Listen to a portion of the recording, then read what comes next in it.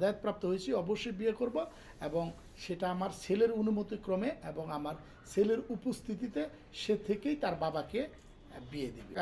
ভালো একটা প্রশ্ন, যে আসলে সবাই জানতে চাই সিদ্দিক ভাই কি। এখন আমি বারবারই বলি, কারাগার থেকে আসার পরে আর মানুষের ট্রমাতে থাকে।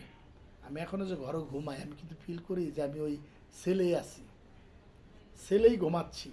এখানে খাটে ঘুমাই, ওখানে আপনার কম্বলে ঘুমাইতে হইতো। সেই কম্বলের থেকেই তো আমি এখন উঠতে পারি না, তাহলে আমি বিয়ের ব্যাপারটা কীভাবে এখন ডিসিশন নেবো? কম্বল থেকে আগে ট্রমাটা কাটুক, আমি একটা সুস্থ লাইফে ফিরি।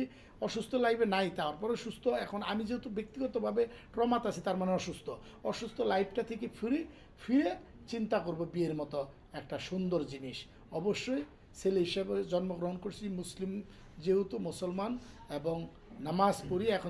এখন যেহেতু করবো না, আমি বারবারই বলি, এই ধরনের প্রশ্নে হয় কি, আমরা এই যে সোশ্যাল মিডিয়াতে যখন মেয়ের পাত্রী চাই, সন্ধান যায়, তো যে ঘটক পাখিবার কথা মনে পড়ে। অতএব আমি মনে হয় যে কেমন মেয়ে বিয়ে করবো সেটা আমি মিডিয়াতে না বলি, কারণ আমার মিডিয়ার বাইরে আমার কর্মী, আমার সদস্য